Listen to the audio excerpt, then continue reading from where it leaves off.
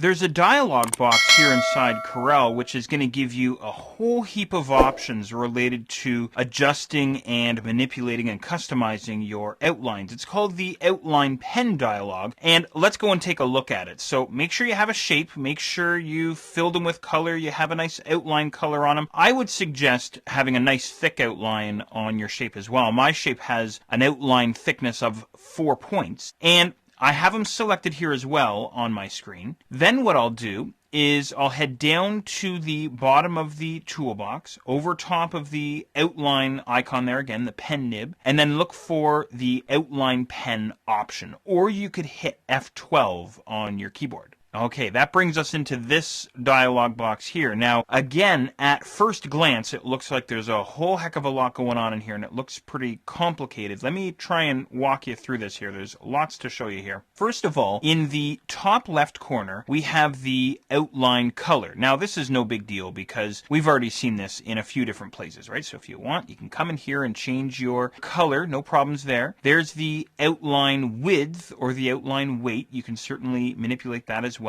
What's nice here, though, is that we can change our unit of measurement. Instead of using points, we can use pixels or millimeters or inches or whatever you like there. And below that, we have our style, which you saw not too long ago, right? Now, I'm going to go and choose a style. Any old style is just fine. And then we have this Edit Style button. Go ahead and click on that guy just for a second. And that brings you into this dialog box here. Now, I'm not going to go off the deep end and get into all this, but essentially what you can do here is you can create your own custom outline patterns or outline styles if you want. Very, very cool. In any regard, I will leave it up to you to go nuts with this guy here. I'm just going to cancel out of him. Okay, now we have some other options that I want to show you. Right now we have, I'm just going to move my dialog box out of the way for a sec. Right now we have a closed shape, right? We don't have an open line or an open shape. But if we did have an open line or an open shape, maybe some kind of a squiggly open line, what I could do is I could adjust my line caps. Now that controls the behavior or the relationship between the outline color and style and the node that's going to sit on your actual line. You can see the nodes there. So you can certainly mess with these settings here if you have some open lines or open shapes. But here we have a closed shape, so we can mess around a little bit with our corners. Now right now we have sort of that 90-degree corner. We can go with a rounded corner if we want, or we can go with that 45-degree corner. Maybe that's what I'll do. I'll go with a 45-degree corner, and so we can see it, I'll crank up my weight here, or my line thickness or width. Over towards the top right, we have arrowheads. Now again, our arrowheads are only going to work if we have open lines. I don't have an open line here, but maybe you've created yourself an open line. Now, this would be for the starting point on your line and, of course, the ending point as well. And we have some options in here as well if you want to dig into that stuff.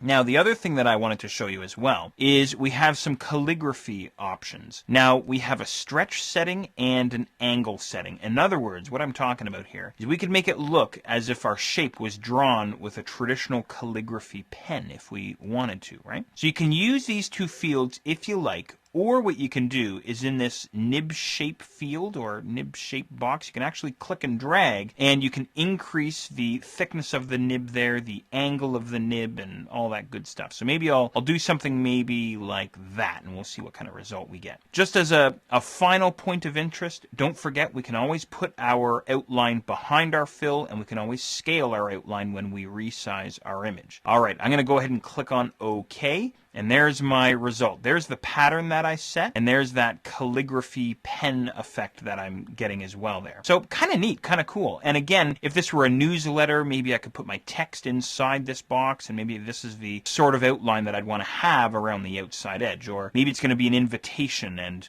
I would crank up the size of my invitation and then put all the text for the invitation on the inside of the object, something like that. So there you go. So once again, I went to the pen and then all the way up to outline pen. And that got me into this dialog box here.